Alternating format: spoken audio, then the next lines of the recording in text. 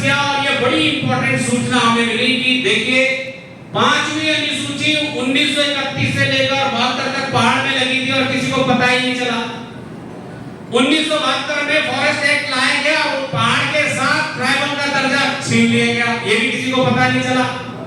6% का आरक्षण पहाड़ के पास था और वो पहाड़ 1925 जुलाई 1995 को राज्य आंदोलन की लड़ाई जब हमने लड़ी तो 95 में 94 में हमने बहुत लड़ाई लड़ी कि हमें एक अलग आरक्षण चाहिए और 95 में चुपके से हाई कोर्ट ने और यूपी सरकार ने वो हमसे छीन लिया 6% का जो एजुकेशन में आरक्षण था।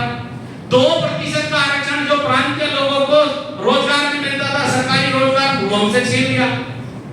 तो उत्तराखंड मात्र एक पूरे भारत का एक राज्य है जिसका आरक्षण छीना है, किसी और से नहीं छीना आज तक। और हमें ये बताया गया कि भाई देखो आप लोग सक्षम हो, आप लोग ये राज्य समाचार के रुद्राचार को, ये कहानियां प्रचलित सारी जगह है। आप कश्मीर में चले जाइए यही कहानी आपको मिलेगी, आप हिमाचल में चले जाइए यही कहानी आपको मिलेगी।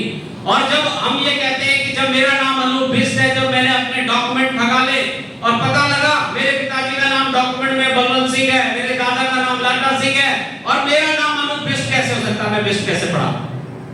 इसकी जब पड़ताल की तो मैंने अपने आप को जाना तो पता लगा कि मैं खस समुदाय का हूं। ये मेरी पहचान है कि मैं खस संस्कृति से बिलोंग करता हूं। और खस संस्कृति में जैसे टीकाराम साहब जी ने कहा है कि 56 संस्कार होते हैं, हिंदू में तो खैर 16 संस्कार है। 6 संस्कृति में 16 के साथ साथ टोटल मिला के 56 संस्कार है। तो इस कार्यक्रम को थोड़ा और आगे बढ़ाते हैं, देखते हैं ये आगे ले चल जरा आगे। हाँ, फिर शेड्यूल की बात करते हैं तो आप हमें यह समझना पड़ेगा कि 5वीं अनुसूची भारत के 10 राज्यों में लगी है, 6ठी अनुसूची भारत के 4 राज्यों में लगी है। इसके अलावा और भी प्रावधान अलग अलग क्षेत्रों में लगे हुए हैं, जैसे 371 लगी हुई है या ट्राइब का 342 का आर्टिकल लगा हुआ है। लेकिन अगर ये देखें कि अगर उत्तराखंड के पहाड़ में 1931 से 72 तक 5वीं अनुसूची लागू थी, जिसे शेड्यूल्ड डिस्ट्रिक्ट एक्ट 1874 कहा जाता है, जिसको भारत के संविधान में 5वीं 6ठी अनुसूची कहा जाता है, तो हम वही डिमांड कर रहे हैं कि भारत सरकार हमें दे दे। हर राज्य में पैमाने लगे, आप अगर देखोगे कहीं पे 86% है, कहीं पे 90% है, कहीं पे 40% है, वही आरक्षण उतना ही परसेंट जनसंख्या के आधार पर उस राज्य में लगा हुआ है। और हमारे साथ ये है कि हमारे उत्तराखंड में अगर आप देखोगे कि आरक्षण किस किस को मिला है, अब अगर देखोगे तो एक छोटी सी बात कहता हूं, हमारे नेपाली भाई लोग हैं, उनको भी अभी ट्राइब के दर्जे के लिए फाइल लगी हुई है उत्तराखंड में। और अगर देखेंगे तो पूरी पाकिस्तान से जो हमारे भाई लोग हिंदू लोग आए, उन्होंने यहाँ पे आरक्षण की एक एप्लीकेशन लगा दी है। इसी प्रकार से हमारे यहाँ सिख समुदाय रहते हैं, वो भी ओबीसी का आरक्षण दे रहे हैं। लेकिन हम थोड़ा सा आंदोलन हम ये नहीं समझ पा रहे कि हमें डिमांड क्या करनी है सरकार से। लोगों ने कभी मूल निवास कर रखा है, कभी भू कानून कर रखा है। और भू कानून तो देखिए हिमाचल में तो 2 भू कानून है, एक भू कानून जो लाहौल स्पीति में लगा हुआ है, एक आपके बाकी उत्तराखंड हिमाचल के पार्ट में लगा हुआ है। हिमाचल में रह रहा हिमाचली शिमला का व्यक्ति भी लाहौल स्पीति में जमीन नहीं खरीद सकता, क्योंकि लाहौल स्पीति में 5th शेड्यूल का लगा हुआ है। तो इसी के लिए हम कह रहे 5वीं अनुसूची, ये देखिए आगे की स्लाइड लेते हैं। 5वीं अनुसूची के लिए जो पैमाने हैं उसमें हम फुलफिल करते हैं। और इवन ये हमने काउंसलिंग जो हाटी समुदाय है हिमाचल में, उनके जो अध्यक्ष हैं श्री अमित शर्मा जी, उनसे हमने डिस्कस किया। उन्होंने कहा कि देखो आप तो एक पैमाना और फुलफिल करते हो हमसे ज्यादा। तो हमने बोला कि शिमला में मीटिंग हुई, उनके घर में मीटिंग हुई 6 घंटे की, तो हमारे सारे डॉक्यूमेंट ने कहा कि आप लोगों को तो ट्राइबल का दर्जा बहुत जल्दी मिल जाएगा, आपकी तो स्थिति बहुत ही ज्यादा खराब हो रखी है, आपके उत्तराखंड से तो मोर देन 70% माइग्रेशन हो रखा है, तो आपको तो मिलेगा। और माइग्रेशन की ये देखिए, कश्मीर को अभी हाल ही में 17 लाख ओबीसी प्लस एसटी का आरक्षण भारत सरकार ने दिया। हम इसका आपत्ति नहीं हमें, वो इसलिए दिया गया कि जो कश्मीरी पंडित है या और भी समुदाय के लोग हैं, उनको वापस बसाने का एक तरीका है। तो रिवर्स माइग्रेशन का तो प्रावधान यही है कि अगर पूरे पहाड़ को ट्राइब घोषित कर दिया जाए उत्तराखंड का, तो हम सब बैठे वो लोग अपने बच्चों का हो सकता है एसटी का सर्टिफिकेट बनाने के लिए, अपने अपने गांव के सारे डॉक्यूमेंट गांव की तरफ शिफ्ट करें और अपने परिवार रजिस्टर में जाएं, तो आपका परिसीमन का मुद्दा और रिवर्स माइग्रेशन का मुद्दा तो इसी से ही सॉल्व हो रहा है।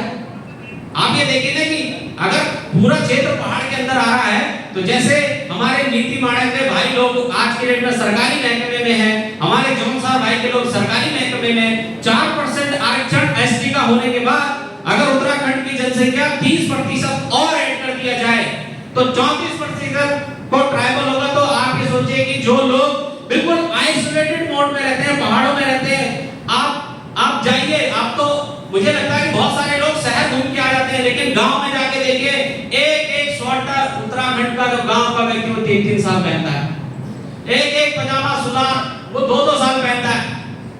ये स्थिति गांव में है। और गांव के अंदर जब उनसे पूछा गया कि भैया आप क्या नहीं, हमें सरकार 2 रुपए किलो मनरेगा की स्कीम से चावल 3 रुपए किलो गेहूं मिल जाता है, हम इसी में खुश हैं।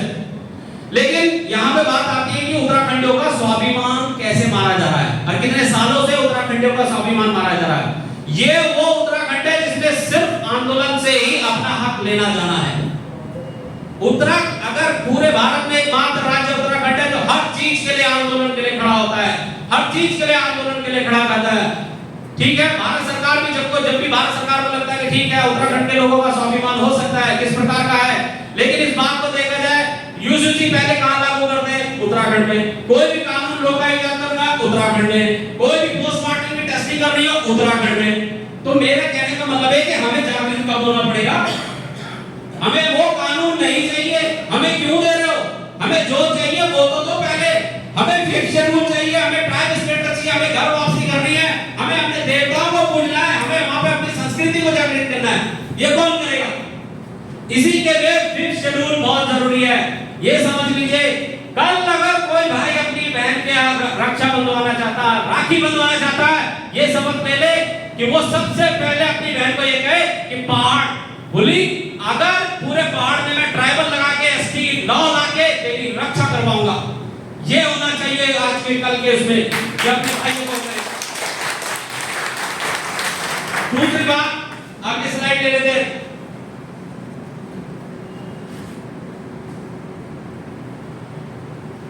फिर शेड्यूल पहाड़ में लागू करना। अब नेक्स्ट स्लाइड। अभी इसको आप ये समझिए कि हम क्यों फिट पहनते हैं फिफ्थ शेड्यूल के अंदर। ये डॉक्यूमेंट आप लोगों के सामने इसलिए रखा जा रहा है कि कहीं पे आंदोलन चल रहा है कि मूल निवास लाओ। अरे मूल निवास तो सिर्फ ट्राइबल लोगों को मिलता है और एससी कैटेगरी लोगों को मिलता है। कहीं पे आंदोलन चल रहा है कि शराब माफिया के खिलाफ आंदोलन करो। अरे जब ट्राइबल क्षेत्र हो जाएगा तो जो ग्राम पंचायत है वही एनओसी देती है शराब की दुकान खोलने के लिए। इसका उदाहरण आप यहाँ पे किन्नौर में समझिए। 2800 किलोवाट का एक प्रोजेक्ट भारत सरकार को वहां की ग्राम पंचायत ने दिया था, हाइड्रो प्रोजेक्ट, लेकिन वो 3800 किलोवाट का लगा रहे थे, ग्राम पंचायत ने परमिशन नहीं दी। तो वो हाइड्रो प्रोजेक्ट 1000 किलोवाट का आगे 5-7 किलोमीटर और आगे बनाना पड़ा। ये ताकत होती ग्राम पंचायत में। तो जब ग्राम पंचायत ही पावरफुल हो जाएगी तो हमें शराब के लिए आंदोलन नहीं करना कि शराब बंद करो, शराब की नीतियों पे कि कौन उसको देखेगा। तो ये चीज बहुत सारी जगह है जो बहुत सारे आंदोलन चल रहे हैं, वो इसी में समाहित है। कल मेरे एक भाई से बात हो रही थी कि गैरसैंण हमें राजधानी चाहिए। मैंने बोला साथ में तो कितने 15-20 दिन की आपकी वो लगती है विधानसभा की, तो उसके लिए आ जाए चलेगा, इतना काफी है। कह रहे नहीं यही तो होना चाहिए। अरे भाई किस प्रकार से? तब हमारे उत्तराखंड को यही नहीं पता कि सचिवालय बड़ा इंपॉर्टेंट होता है। हिमाचल का कॉन्सेप्ट समझिए। हिमाचल में शिमला की राजधानी स्थायी है, धर्मशाला में राजधानी स्थायी है, और आप 12-10 और जिले में जाइए तो मिनी सचिवालय है।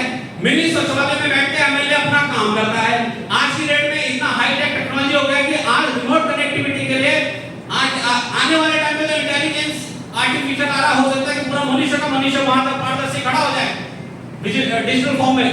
तो ये जो कॉन्सेप्ट है कि हमें राजधानी नहीं, हमें राजधानी, अब इसको ऐसे समझते हैं अगर राजधानी ले भी ली, लेकिन उसका सबसे अच्छा प्रावधान है ट्राइबल स्टेट मिलते ही फिफ्थ शेड्यूल के अंदर टीएसी बनती है, ट्राइबल एडवाइजरी काउंसिल। 70% वहां पे चुने हुए प्रतिनिधि होते हैं, 25% सरकारी और अन्य मुख्य लोग होते हैं, वही डिसाइड करते हैं उस क्षेत्र के लिए। तो बहुत सारी चीजें हैं जो इसी के अंदर समारे हैं। Next slide. कई लोग हमें बोलते हैं कि हिमाचल वाला भू कानून लगा दो तो इससे सब कुछ हो जाएगा। मैं कहता हूं कि हिमाचल वाला भू कानून अगर जब उत्तराखंड बना था अगर तब लगा दिया होता तो आज की डेट में ये जिस प्रकार से खनन भार के लोग माइनिंग का काम कर रहे हैं ये नहीं होता। लेकिन अब हम बहुत लेट हो चुके हैं।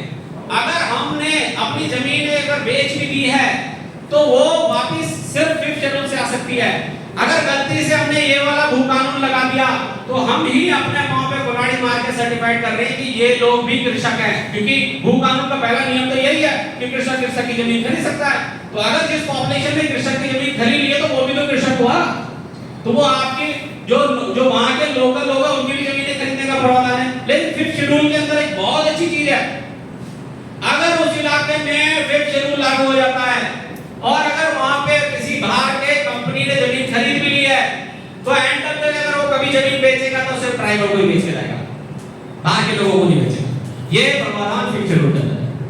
इसका समांतर रिपोर्ट है 1972 में एक रिपोर्ट आई थी, अगर आप देखेंगे तो उसके अंदर ऐसे ही वहां पे आंध्र प्रदेश में एक केस हुआ था, तो बाद में माइनिंग का बहुत काम हो रहा था, लेकिन वो जो क्षेत्र था 5वीं अनुसूची के अंदर था। फाइनल में हाई कोर्ट ने सुप्रीम कोर्ट में ऑर्डर दे दिया कि सारे काम स्टॉप कर दे दो। उसके बाद राज्य सरकार ने नोटिफिकेशन जितने भी माइनिंग के काम है सारे स्टॉप कर दो। तो क्योंकि 5वीं अनुसूची बहुत पावरफुल है, इसको समझना पड़ेगा। हर क्षेत्र में आप कहीं भी चले जाइए, किसी व्यक्ति को पूछेंगे कि जमीन खरीदनी है, मुझे रिजॉर्ट के लिए बहुत अच्छा सा रेस्टोरेंट बना है, कहां जाऊं? पहाड़ में। तो पूरा सिलीगुड़ी से लेकर और लद्दाख जम्मू कश्मीर तक चला जाए तो उसको कहीं नहीं मिलेगा, बोलेगा end of the day Uttarakhand में चला जाता है। आप इसको देखिए, उत्तराखंड के संसाधन इतने भारी हो रहे हैं कि आज की डेट में वहां पे करप्शन भी बढ़ गया है, झगड़े भी बढ़ गए हैं, गुंडागर्दी बढ़ गई है। ये इसी वजह से तो है।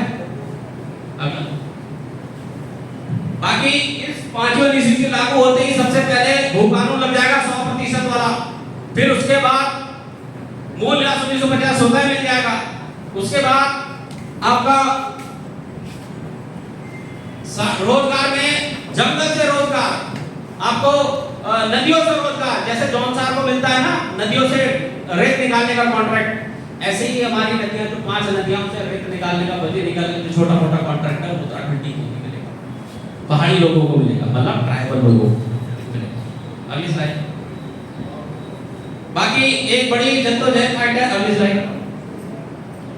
ये हमने आपको कह दिया कि उत्तराखंड में जो भी बुद्धिजीवी वर्ग है वो लोग ट्राइब की ओबीसी की डिमांड करते हैं, और हम लोग गलत मांगे मूल निवास 1950 डिमांड करके अपना टाइम व्यर्थ करते हैं, क्योंकि मूल निवास 1950 तो लग ही नहीं सकता, क्योंकि भारत के संविधान में आर्टिकल 19 का प्रावधान है कि कोई भी नागरिक कहीं भी बस के रोजगार कर सकता है।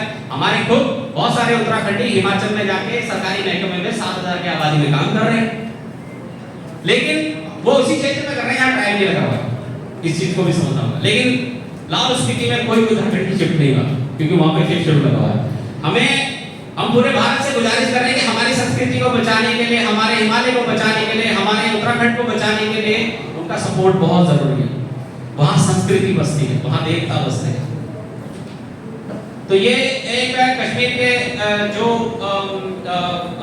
ये मुस्लिम समुदाय है उनको भी ट्राइबल दर्जा मिला है, और ये बहुत खुशी की बात है कि पहाड़ी उनको मिला है, इसमें हम कोई आपत्ति नहीं है, ये खुशी की बात है हमारे लिए। अगला तो काम करे, एक बार ये वीडियो चला दीजिए। तो काम करेगा जो काम करेगा। माननीय अध्यक्ष जी, मैं अपनी लोकसभा क्षेत्र नैनीताल उद्धव जी, मेरी विडम्बना क्या है कि ये एक हमारे उत्तराखंडी राजीव ढोंडियाल जी हैं और एबीपी में हैं, अच्छी पत्रकारिता करते हैं, लेकिन मानसिकता ये बन चुकी है कि ग्राउंड में हमारे कुछ साथी किसी भी प्रकार का आंदोलन चला देते हैं, और जैसे कि यही बच्चा, यही व्यक्ति सुबह मॉर्निंग वॉक करते हुए कह देते हैं कि मूल निवास की रैली में आना, मूल निवास की रैली में आना, और शाम को स्टूडियो में बैठ के कहते हैं कि उत्तराखंड के जो वन गुजर हैं उनको ट्राइब का दर्जा मिल रहा है, उनको मूल निवास मिल रहा है, तो ये उनका हक होना चाहिए। तो मेरा ये विडम्बना ये है कि इतना पढ़ा लिखा व्यक्ति भी अगर इस बात को कह रहा है कि उसको यही नहीं पता कि मूल निवासी तो सिर्फ ट्राइबल लोगों को कहा जाता है। मूल निवासी तो जो शिल्पकार समाज होता है, कौल समाज होता है, या ऐसी समुदाय उनको मिलता है, वही यहाँ के मूल है। तो ये बात समझनी पड़ेगी। अगर इस प्रकार के चैनलों बच्चों से रॉन्ग इन्फॉर्मेशन जाती है तो वो उस बच्चे की गलती नहीं है, ग्राउंड से भी ऐसी रॉन्ग इन्फॉर्मेशन बनती है। एक क्वेश्चन मैं हमेशा अपने दिमाग से सोचता हूँ कि भू कानून का मुद्दा किसने उठाया या मूल निवास का मुद्दा किसने उठाया? हमें आज तक कभी कोई नहीं मिला कि इसने उठाया उसने उठाया। फिर ये चला कैसे? बस एक बार हमें ट्विटर पर ट्रेंड होते हुए देखा तो हमारे उत्तराखंड के बच्चों ने पकड़ लिया मूल निवास पे और इसको चला दिया, और उसका असर देखिए उनको पता ही नहीं चला कि हम गलत राह पे जा रहे हैं। अब वही बच्चे हमसे कहते हैं कि चलो गलती हो गई, तो मैंने उनको कहा बच्चों आप मूल निवास भू कानून की जगह वो आगे लिख दीजिए 5th schedule tribal status bracket में डाल के मूल निवास 1950 भू कानून चाहिए और अपनी लड़ाई आगे करो। कोई आपसे पूछेगा कि मूल निवास भू कानून कैसे मिलेगा तो कम से कम ये तो बोल सको कि ट्राइब मिलने के बाद ही मिलेगा। तो ये हमने उनको आगे की तरफ कर दिया। अलग एक चीज बड़ा है, फाइनेंस लेवल से बात कर लेते हैं। कई लोग एक व्यक्ति ने हमसे क्वेश्चन पूछा कि जब कंस्ट्रक्शन नहीं होगा, जब बड़ी बिल्डिंगें नहीं, जब बड़ा वहां पे उद्योग नहीं लगेगा या वो नहीं होगा, काफी सारी सुविधाएं वहां होंगी तो क्या वहां के उस क्षेत्र की प्रगति कैसे होगी? हमने ये बोला कि देखिए उत्तराखंड में अगर सबसे ज्यादा प्रति व्यक्ति आय किसी की है तो वो इंडस्ट्रियल एरिया हरिद्वार को छोड़ के उसके बाद अगर किसी की है तो वो चमोली गढ़वाल की है और जौनसार बाबा के क्षेत्र की है। यहाँ कौन से बड़े बड़े कंस्ट्रक्शन हो गए? चलिए छोड़िए, हम लोग हो सकता है। उसके बाद हमने हिमाचल का वो देखे मैप, हिमाचल के इलाके में सबसे ज्यादा प्रति व्यक्ति आए इंडस्ट्रियल एरिया को छोड़ के, यानी कि सोलन बद्दी को छोड़ के, वहां बहुत उसकी छोड़ के अगर सबसे ज्यादा प्रति व्यक्ति आए किसी की हिमाचल में है तो वो किन्नौर की है, उसके बाद लाहौल स्पीति की है। तो यहाँ पे तो टनल जो बनी है वो अटल टनल मनाली तक की बनी है, उसके बाद किसी बड़े उद्योगपति ने जमीन नहीं खरीदी क्योंकि तो पता नहीं, पर वहां बड़ा कंस्ट्रक्शन नहीं हो रहा। तो हम ये सोच निकालते हैं कि बड़ा कंस्ट्रक्शन हमारी प्रगति करेगा, ऐसा नहीं होता है। हमने माइग्रेशन 1972 से सीखा है और हमारी संस्कृति ही हमारी पहचान है, हम उसको आगे लेके चलते हैं और संस्कृति संरक्षण के लिए ये पूरा मूवमेंट हम लोग मूवमेंट तो नहीं कहेंगे, कॉमन प्रोग्राम है। भारत सरकार को 250-300 पेज का एक लेटर ड्राफ्ट करके दे रही, पूरी रिसर्च के माध्यम से। ट्राइबल कमेटी है, ट्राइबल कमेटी हमने देहरादून में गठित गिरीश सकलानी जी है जो हिमाचल में सचिव रह चुके हैं, कलेक्टर भी रह चुके हैं और उन्होंने रेवेन्यू डिपार्टमेंट में सबसे ज्यादा काम किया है।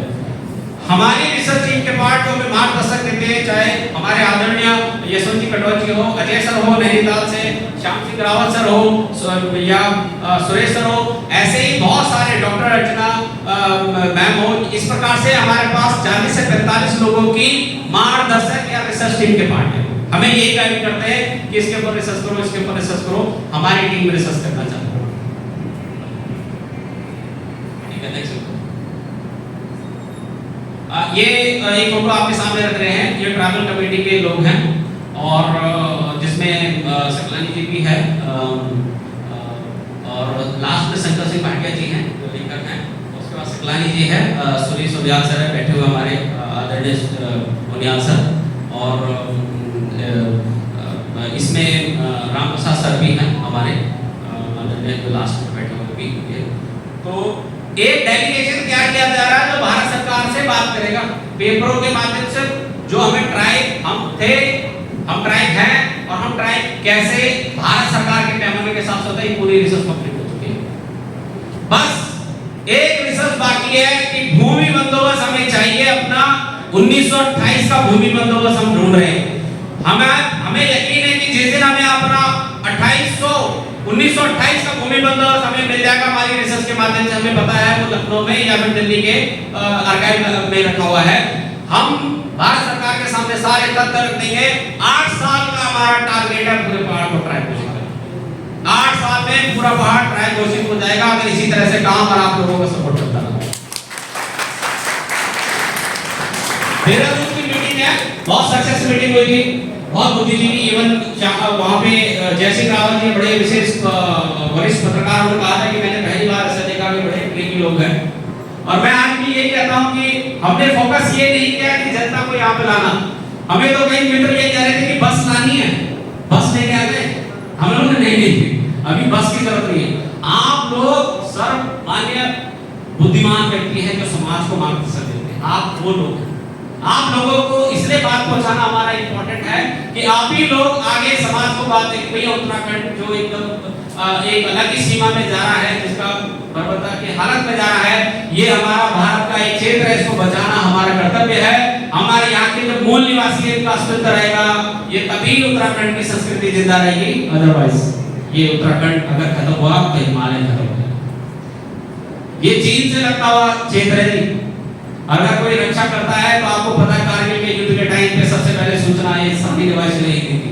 और उत्तराखंड से माइग्रेशन अगर होता रहा तो हो सकता है आप भी में कुछ लोग कहेंगे कि हम कभी उत्तराखंड में रहते थे। ये मैं अपनी बात यहाँ पे खत्म